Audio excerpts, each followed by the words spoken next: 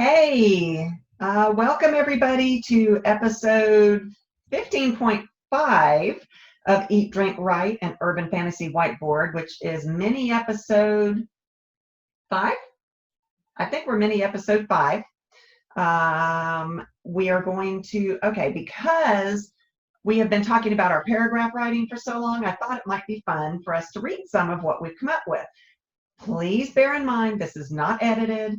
This is just what we do is one of us will start a paragraph and send it. The other one will read it, add on to it, and send it back. There's no editing. There's no rereading. There's no anything. It's just to get our writing juices going, our flow going, our creative spark going.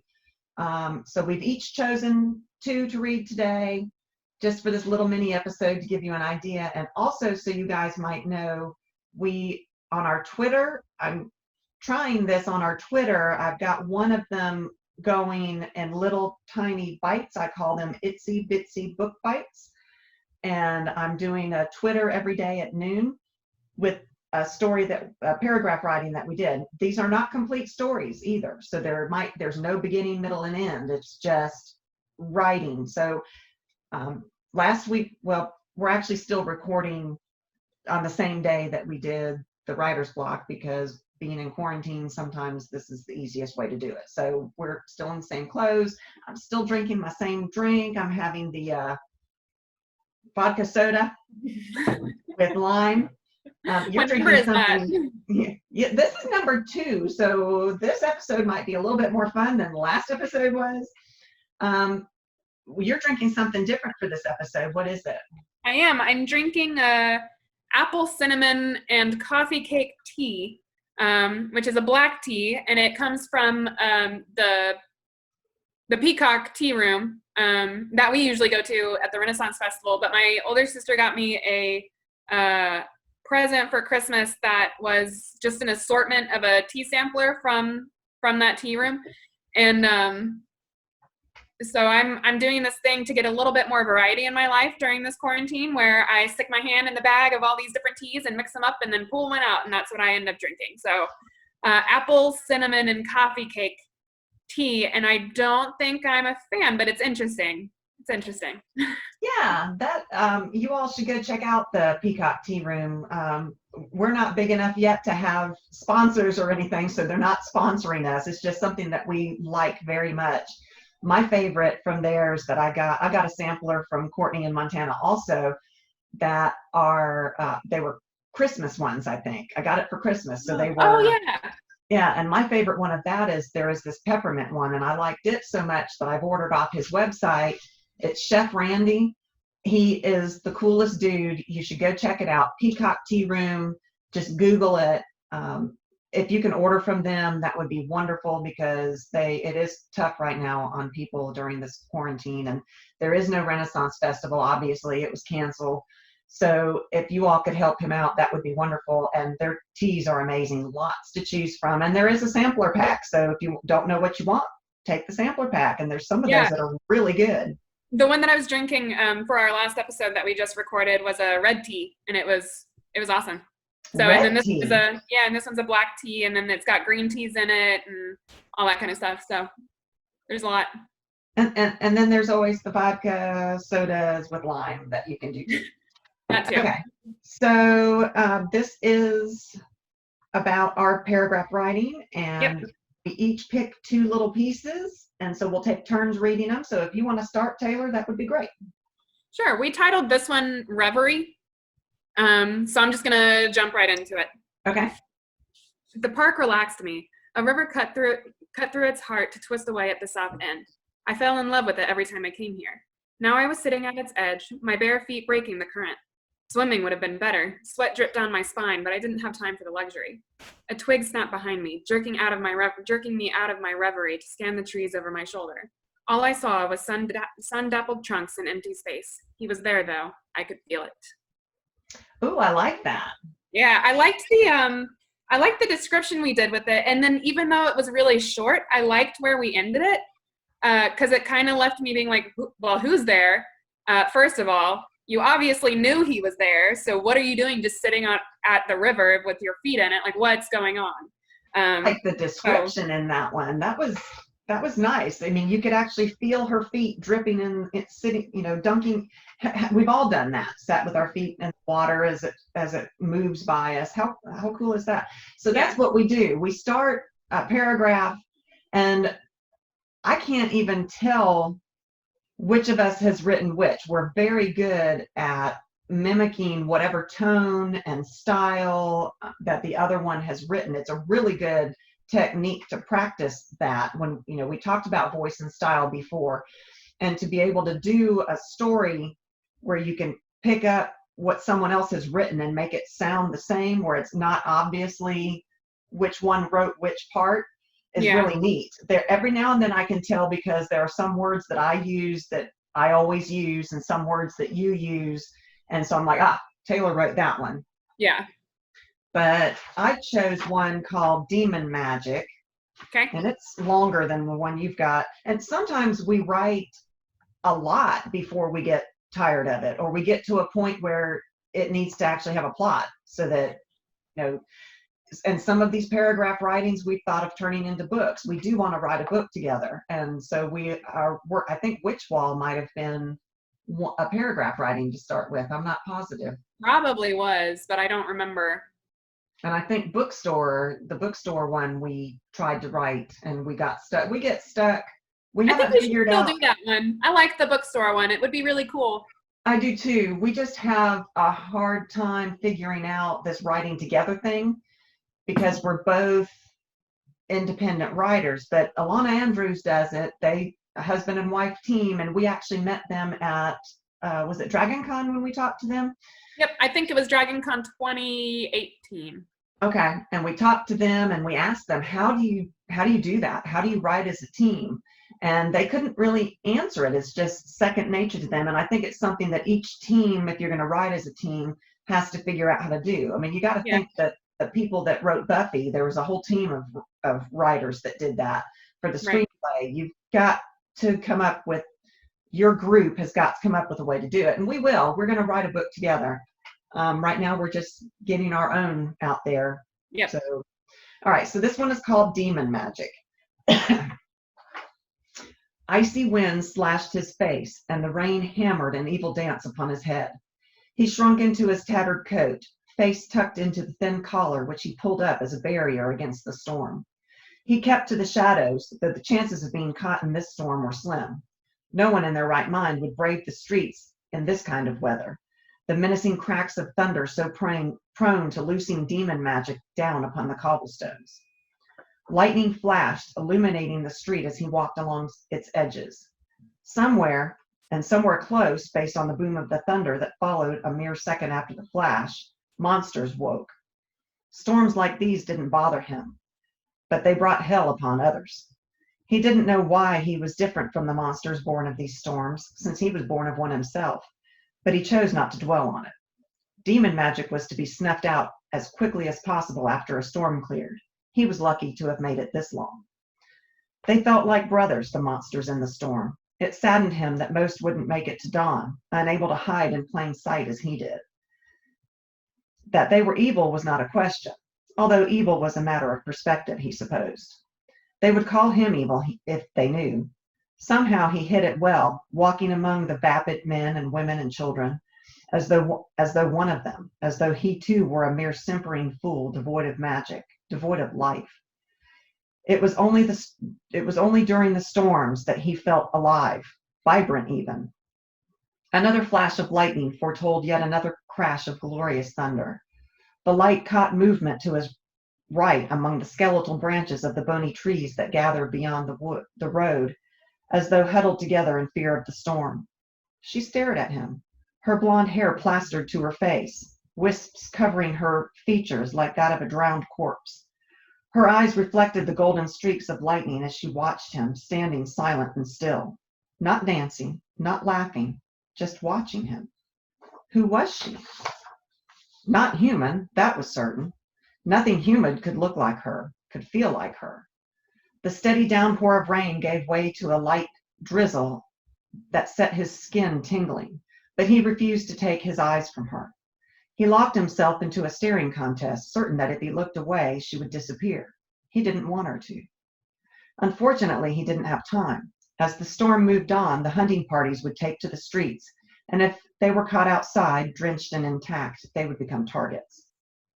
He took a step toward that strange woman, that woman that he began to suspect was something like himself, but she turned away, and at the movement, she turned away at the movement and vanished. Noise erupted from the town center. The men gathering pitchforks, shovels, and other metal known to dispel the demon magic. He shuddered, glancing once more to where the woman had disappeared.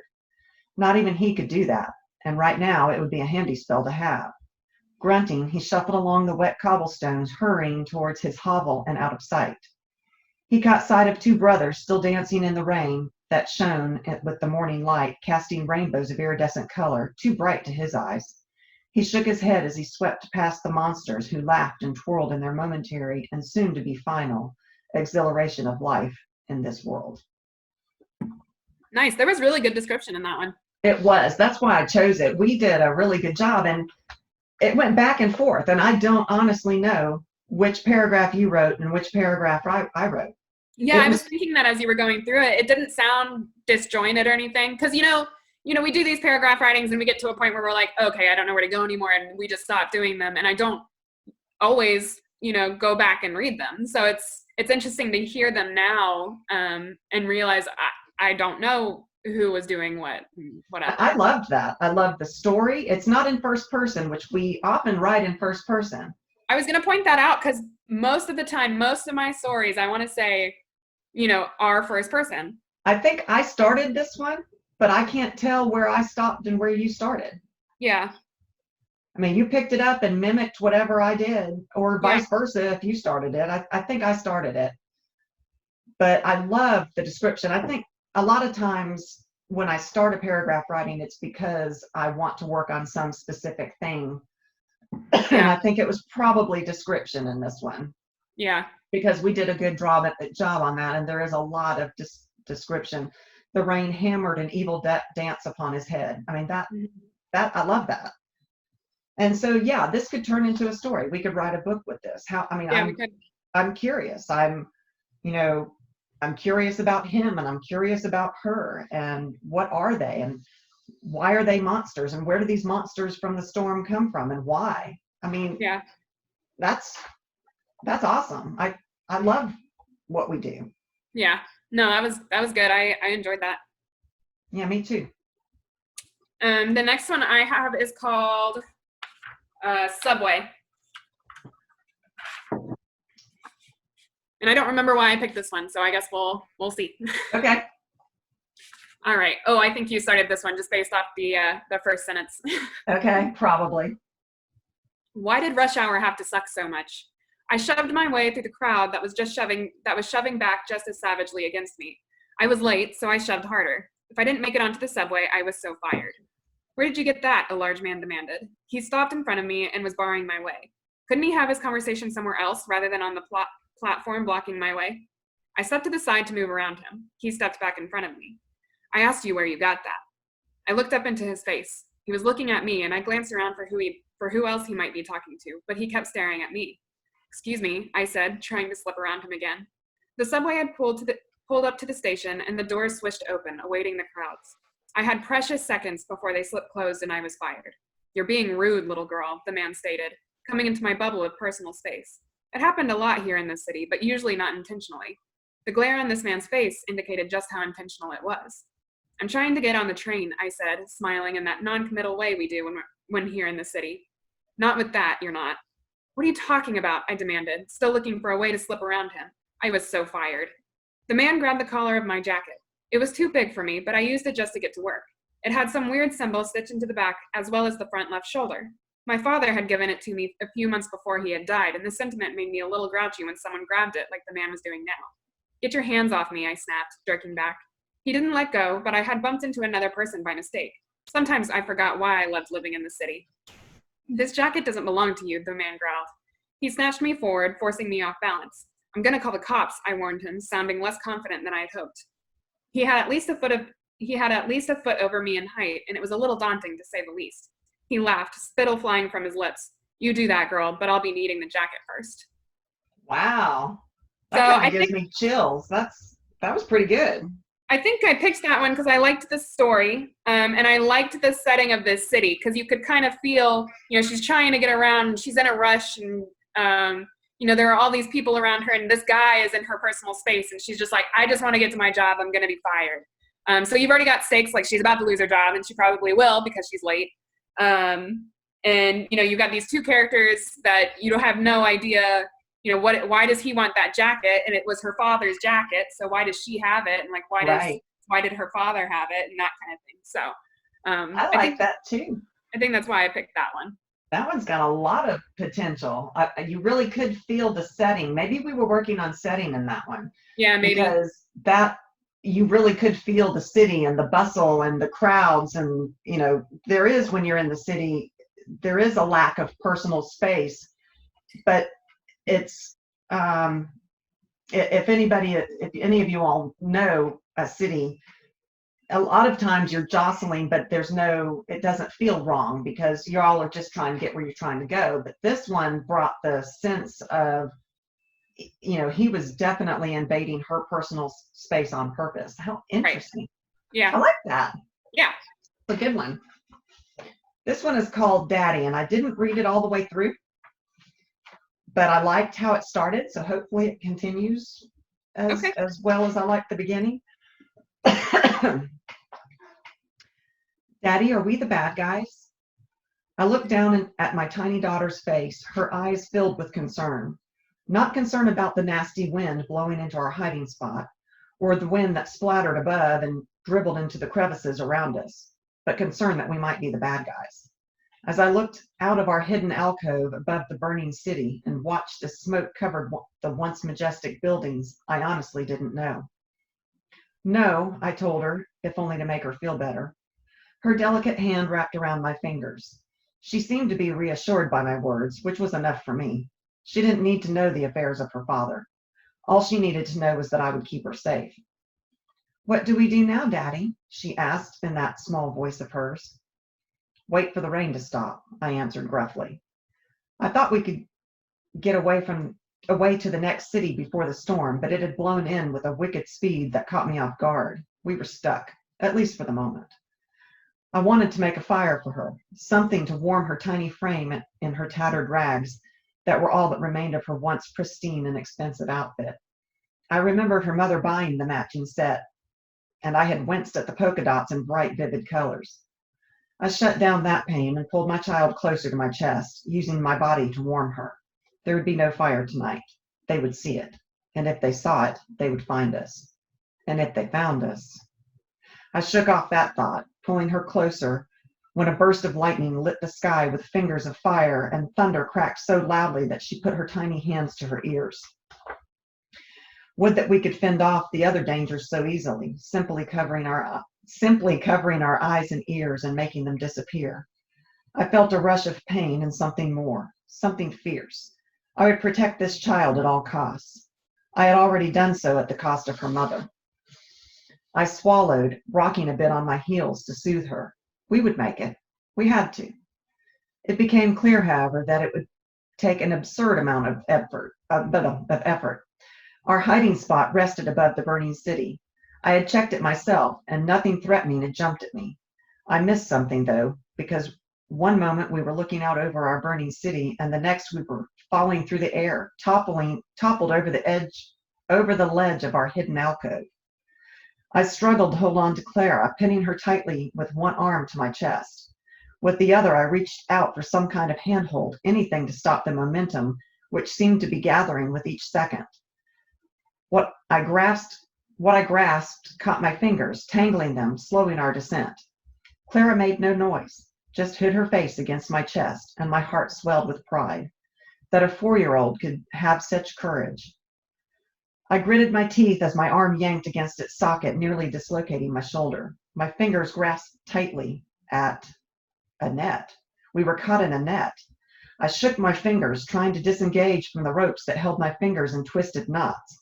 It didn't matter. The rest of the net scooped around us, and I looked up where it gathered over our heads. Beyond the junction where the knots tangled impossibly tight was the ship. They had found us. I muttered a curse, and Clara looked up at my face from where she still clasped against my chest. What is it, Daddy? Nothing, Clara. We're going to be fine, I promised. Anything to make her feel safe. We were dragged into the ship and dropped onto the deck. I gave the men that surrounded us a snarl, but they only laughed as the ropes that held me kept me from doing anything threatening. A tall woman in a brown leather coat appeared from the doorway beneath some wooden stairs. She held an air of authority, and the men around us tensed at her sudden presence. That was it? That's it. Don't you want to know what happens next? I do. That was an interesting one. Yeah, I think I liked it too because of the description. Mm-hmm. The storm. Yeah. You know, we got the sense of that tiny, frail child and the strength that the father wanted to have to protect her at all costs, and Yeah. apparently did, leading to the death of the mother somehow. Right. No, I think I had great description. And again, I couldn't really tell where we switched off.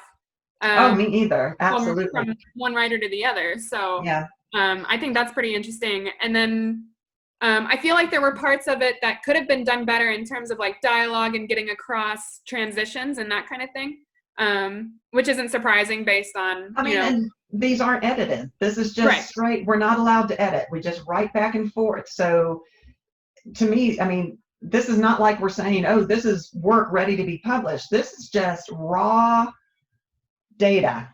Right. That we have, and I'm pretty impressed with what we've all read today based on that fact. It's not edited. It's just pure writing, which, from our last episode, this really is a great way to get over writer's block. I hope that you all have a partner out there that you can write with. It's so wonderful for us to be able to do that. Yeah. If you don't too, there are lots of like Facebook groups and stuff that you can join too to work on writing together. And I'm sure there are people out there who would love to do like a creative writing group doing these types of things or something.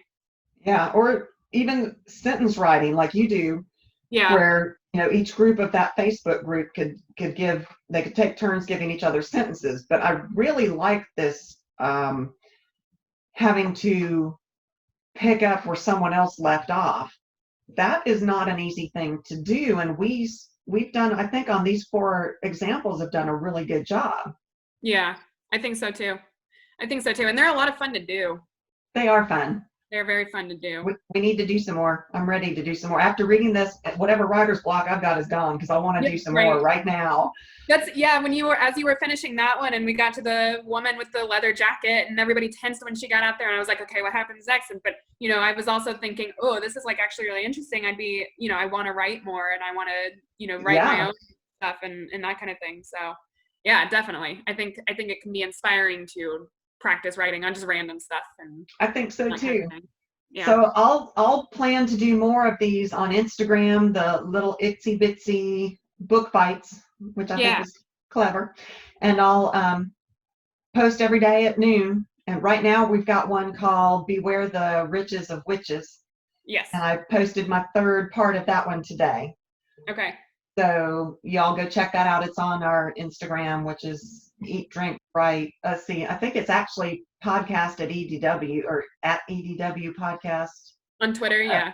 At podcast EDW, I think is what they gave us on Twitter. And I couldn't change it because I tried to make all our social media recognizable, but they wouldn't let me choose that one. Interesting. So, yeah. So that's that. But that was a little taste of what we do with our paragraph writing that we keep talking about. Yeah. This is our mini episode, so we'll have a new post come next Tuesday. And hopefully we're giving you some boredom busting during this quarantine time. Yep. So thank you guys very much. Let me go ahead and remind you all of our of our website. It's eatdrinkwritepodcast.com. All of our social media, everything's there. Our email is eat.drink.write.podcast@gmail.com. We would love to hear from you. give us ideas that you want us to talk about. If you want us to talk about more on something we've already covered, we're more than willing to go over anything that we've already talked about. Our Patreon, if you want to help support us, would be wonderful. It is patreon.com/EDW podcast, patreon.com. It does cost to do this, and it does take time away from other things to do this, but we think we enjoy doing it, and we want to help you guys. We would have loved to have been able to have some kind of resource for this for us. So we hope that you enjoy it, and please be safe, stay inside, and take care. Thanks, guys.